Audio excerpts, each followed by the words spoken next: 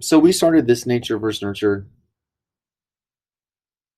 discussion in class. Some classes got farther than others, so I'm going to go real fast the first couple of slides, and then we'll slow down. So we talked about what makes Tiger Woods Tiger Woods. Is it his genetics, or is it the drive, determination, work ethic, character that was instilled in him by his environment, probably his parents? Um, and we said, this is review. Each one of us has this blueprint that makes us who we are, found in our DNA. Uh, and we are, we develop and become who we are going to be based on that blueprint. Uh, and evolutionary psychologists look at this and say, well, what lies in our DNA? It's not simply how tall we're going to be or the color of our hair or what have you. It's also our personality, our consciousness. All of this is encoded in our DNA, and the behaviors, the personality traits, all of those things that get replicated, that end up become, that get passed down to the point that we become who we are. That's the simple result of natural selection.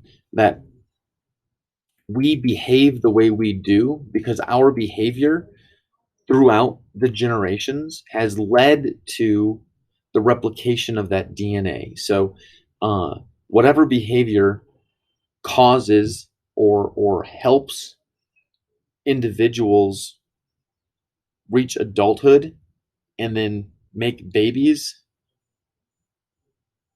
and those babies reach adulthood, those behaviors get replicated. So, behaviors that cause a person to not reach to die before they reach adulthood or to not have babies, those kinds of behaviors, they're not going to get passed on because they're not going to get replicated in that next generation. So we see this with animals all the time, right? We breed certain animals to exemplify certain qualities that we look for. So, this Russian fox story, 60 years ago, they take a bunch of Russian foxes and they just start breeding the tamest of those animals until you end up with this new breed of fox, which is domesticated like a dog. We could do the same thing with teachers. If we wanted an army of super teachers, we would just breed the best teachers. We would take the two best teachers in every building and we'd have them make babies, and then we would take the best teachers of those babies, and 40 generations from now we'd have the greatest teachers in the world. So we can also look at our specific behavior and see from a natural selection point of view why that behavior is being replicated. So at about the age of 1, babies begin crawling around and they start walking, and at that same time they develop what we call stranger danger, the fear of adults that they don't know. Now, why does that happen? Well, it's fairly obvious. Up until the age of 1, babies are held by primary caregivers, people that they're safe with. After that age, they begin investigating their environment and they begin bumping up against other adults who they may or may not know. And the babies who don't have any natural disinclination towards going off with strangers are far less likely to reach adulthood.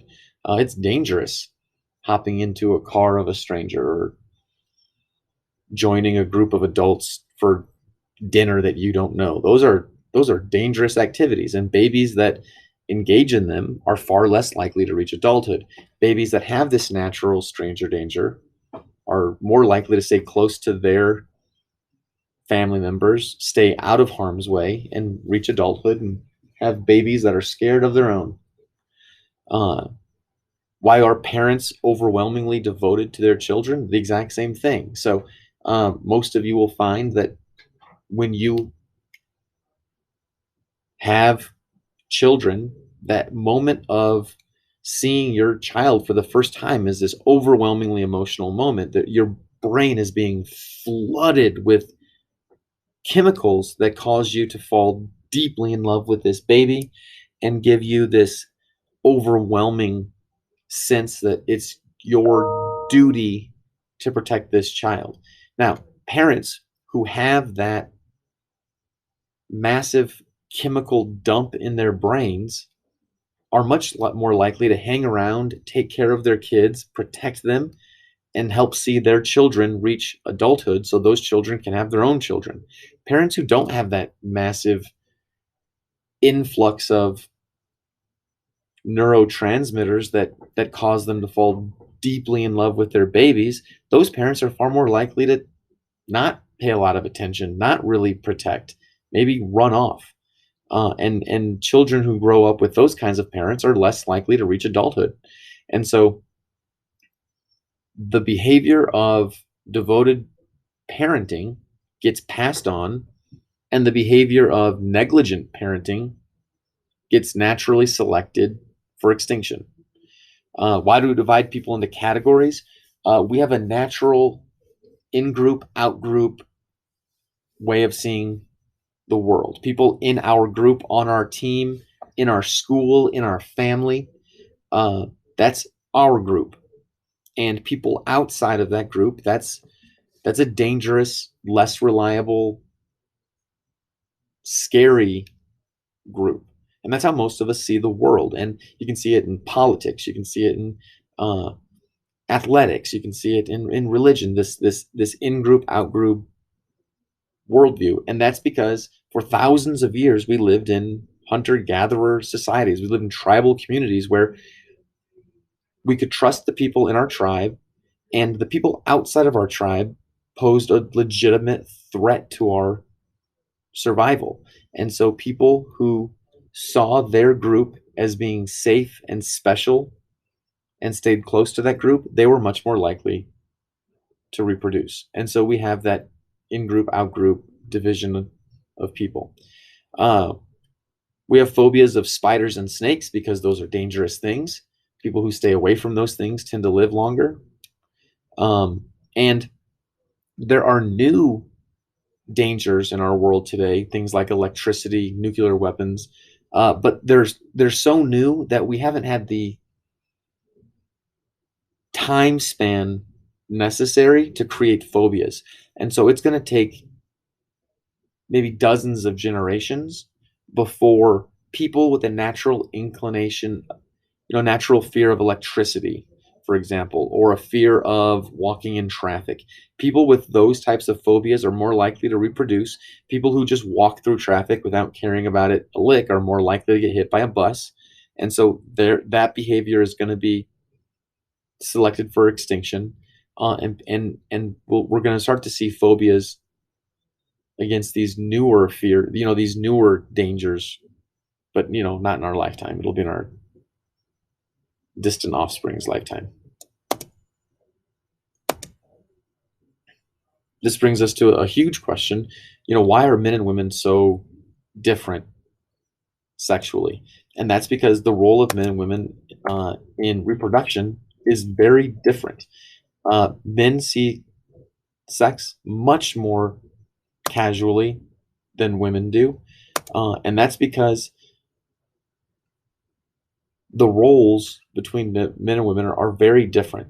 You ask a group of men if they would be interested in a one-night stand, 3 out of 4 men would say, "Yeah, that sounds like a good idea to me." You ask a group of women, "Are you interested in a one-night stand?" Almost none of them think that's a good idea. And why is that? Well, it's pretty obvious, right? Sperm is cheap. Men are not going to be running out of it anytime soon, and eggs are not. For women, the results of pregnancy are enormous. For men, it's not necessarily a huge deal. And so a man could, impregnate a woman and just walk away. A woman who gets pregnant, she's got 9 months of pregnancy and probably 2 decades of child rearing in front of her. And so what is a big deal to women might not necessarily be a big deal to men, because for men, the heavy lifting is done in that one night. For women, they're looking at years and years and years of work. So we also see this massive difference between what men and women are looking for when they look for a possible mate, right? Men overwhelmingly are interested in the physical attractiveness of women. They want healthy women, young women, at a more, you know, tons of studies have been done that show there's this supposed golden ratio of 1 to 3, where a woman's waist is supposed to be about a third narrower than her hips, and that physical shape is attractive to men because that lets men know unconsciously that this woman is likely to be able to bear children. If she's young, if she's healthy, uh, if she has this 3 to 1 ratio between waist to hip, that means she's likely um, capable of bearing children, likely healthy children. And so unconsciously, that's what men are attracted to. That's what they want, because at the end of the day, what their brain wants is for them to replicate their DNA. They want them to make babies that will carry on their genetic material.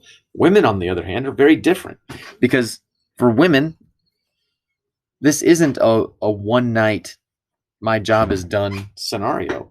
Uh, they're looking at years and years and years of raising this child. And so they want a man who is going to be along for the ride. And they want a man who's going to make that job as easy on them as possible. That's why women look for men with money. Men with money are far more likely to be able to share the load, um, help take care of mom and baby, uh, and make the raising of that child a lot easier. Women also tend to be attracted to power. Men are in positions of authority because likely those men are going to be able to manipulate their environment to help get mom what she needs to raise her child. And then, of course, they want security. They don't want uh, some guy who's going to be gone the next day. Women might be attracted to the bad boy personality, but when it comes to actually, settling down with a mate, that is not who women want. They want the opposite. They want the guy who will be there for the long haul. They want this guy. Well, maybe not this guy. So when we look at behavior genetics, how our genetics influence who we are, a great way of determining the impact genetics have on our behavior is twin studies. You take identical twins and you've got two different people who share exactly the same DNA. And that's because the difference between identical twins and fraternal twins is that fraternal twins start life as two separate eggs and two separate sperm. The only difference between fraternal twins and mere siblings is that fraternal twins develop at the exact same time, and brothers and sisters develop at different times. That's the only difference. Fraternal twins are no more genetically similar than brothers or sisters. Identical twins, on the other hand, start off as one egg and one sperm. And at some point in that developmental process, they go from one zygote to two. So that one egg and sperm begins splitting and splitting and splitting, and you have this tiny ball of cells known as a zygote, and that zygote inexplicably separates into two separate zygotes. And then those two separate zygotes continue to split and split and split until you have two separate fetuses. And those fetuses, of course, will develop into babies. But those two babies started off as just one. And so their genetic material is utterly identical because they essentially were one person and then became two.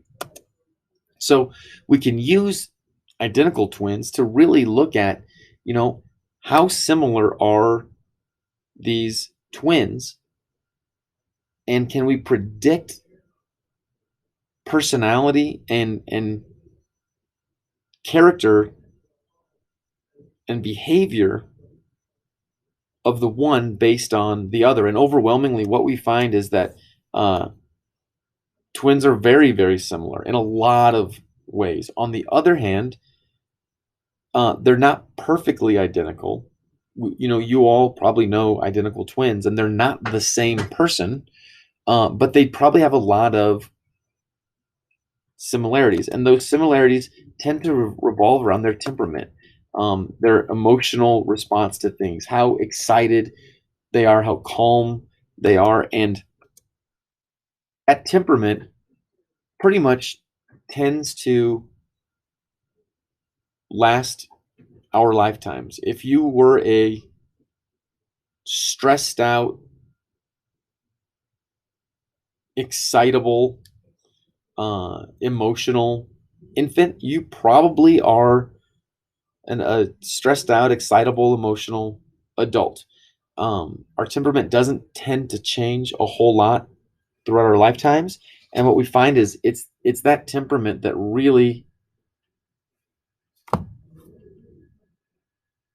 seems to be very similar between twins. And so we find that there's a significant amount of similarity in personality due to our genetics, and we call that heritability. Aspects of our personality, aspects of ourselves that we inherit from our parents. Now, thus far, you might be thinking, well, it sounds like we are our genes. It sounds like, the dice gets rolled at conception and you get what you get, and that's who you are. And to a certain extent, that's true. But I think, as I said in class, while nature probably decides how tall of a ladder you're given, it's your nurture that determines how far up that ladder you're going to climb. And we don't necessarily reach the top of that ladder. We don't necessarily reach our potential given to us by nature, because the situation that we're placed in, the environment that we're put in, may or may not give us the best chances of reaching that potential. And that's our environmental influences. That's our nurture. So overwhelmingly, it's our family that we're born into that will determine our environmental influence. That starts before birth in our prenatal environment, and then our experiences, our the way we're parented, our our relationships with our siblings, and then our young friends, the culture that we're born into, and even the gender that we possess. All of these things influence who we become.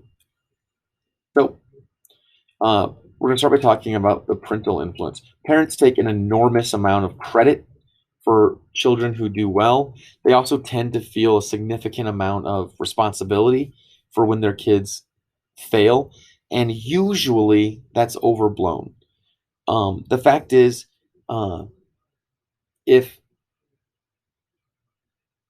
babies really were these tabula rasas, if who they will become is totally dependent on their parents, then you and all of your siblings probably should be the same people. And we know that that's not true. You have the same parents, you grew up in the same household, you had mostly the same experiences. You should be the same people, and you're not. So while we know parents have a huge influence on who we become, it's not total, because if it were, siblings would be a lot more similar than they are.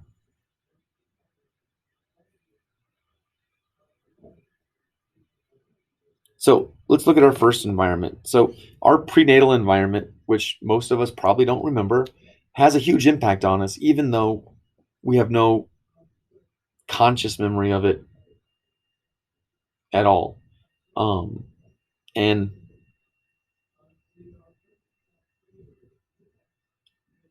so much of our development takes place in those first few months. So much of our cognitive development is taking place, um, that we really can't ignore the impact of those very, very early months. And we've done lots of experiments on animals where we take uh, a mouse, for example, and we give it a really impoverished environment where there's nothing around it except for some food and water.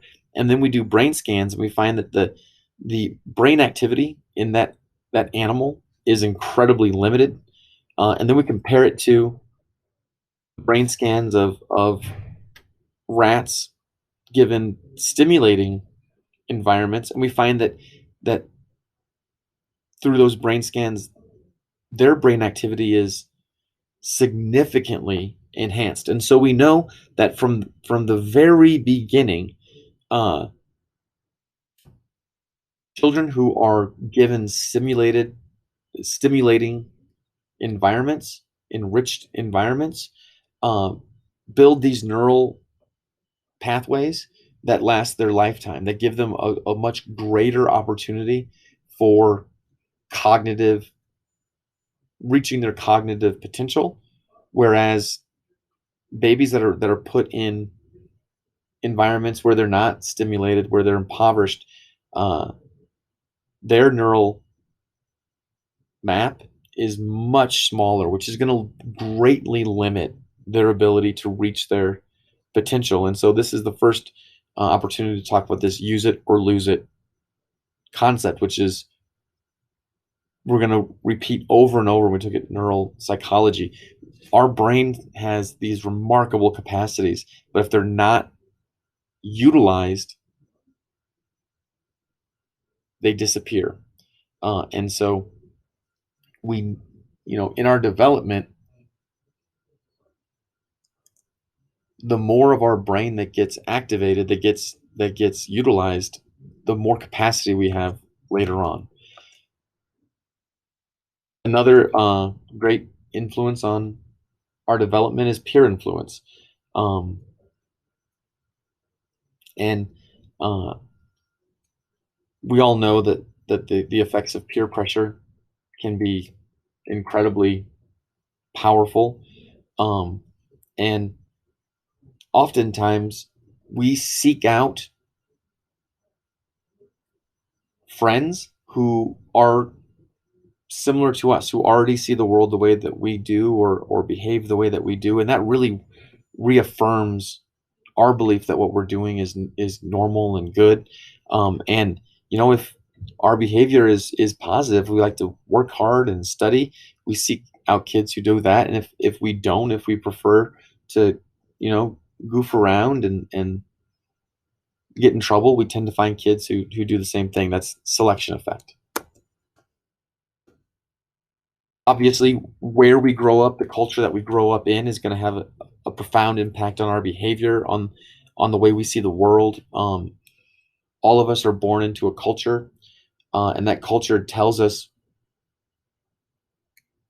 through our development what's normal, um, what's expected of us, how should we act, How should we behave? All of these things come from our culture at large. And uh, all of us have these cultural norms, behaviors that seem totally acceptable, totally normal to us, that to a different group might be really, really different. And for us, because it's so normal, we don't even recognize it. We don't recognize it until we go somewhere else where they don't act that way. And then we say, oh, weird. You guys are living this way, but I grew up living a very different way. And it's those differences that can be really profound. Uh, one example would be, in the U.S. we live in this very individual culture where we take care of ourselves first. You know, we really idolize people who work hard and who achieve for themselves and who have uh, who do these great individual actions that really bring, maybe glory and success to them personally. We really hold that up as a virtue. In other cultures, in collectivist cultures, that's not idolized at all. It's the people who work for the good of the community. It's the people who work hard to do their very best to improve the group that they live in. They're the heroes. They're the ones that are considered to be notable and important and successful. And seeing the world in those two very different modes really changes what you seek to be, who you seek to be. Um, and that's just one of hundreds of different cultural norms that will shape who we are.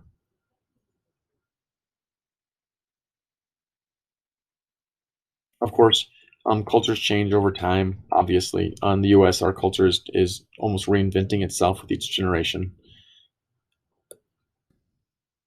Gender influences are also enormously powerful. We all know that we're born with a specific sex, but when we talk about gender, we're talking about the role that we're given at birth based on our sex organs, and there's certain expectations based on that role. So, uh, we look at this image and we say, what gender role is being broken here? Well, uh, in traditional American gender roles, girls don't play football. And so that gender norm really models what it means to be a boy and what it means to be a girl. Now, these roles are changing dramatically. If you look over the last, 50, 60 years, uh, almost 70% of men and almost half of women, when asked, should women's activities be confined to their home? Uh, like I said, almost 70% of men, almost 50% of women said, yeah, women's role is in the home primarily. Today, that's much, much different. This graph needs to be updated, but today, men's responses are below 30%. Women's responses are well below 20%. The idea that women should stay at home is a really antiquated concept.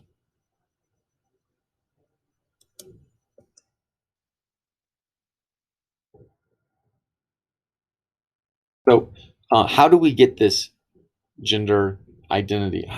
How is it imprinted? How is it taught to us? Well, there's one of two theories. There's the social learning theory and the gender schema theory. And we're going to look at each one. And then these are terms you really need to know. So the social learning theory says you are taught probably from a parent what gender norms are. So if Sammy here, his dad plays baseball with him, then Sammy wants dad's attention. So Sammy plays baseball. Uh, Sammy's rewarded with dad's attention, and that causes Sammy to want to behave that way. Uh, on the other hand, Sammy's mom is putting makeup on in the morning, and Sam's like, "Hey, I want to do that." Uh, so he copies her. Uh, if dad comes home and says, "Sammy, what are you doing? Knock it off. You're a boy." That's going to have a profound impact on Sam. He's going to learn what's acceptable boy behavior and what's not. Now, the gender schema theory, on the other hand, is a little bit different. It's saying that it's not specific lessons being learned so much as this large worldview framework that develops and we become aware of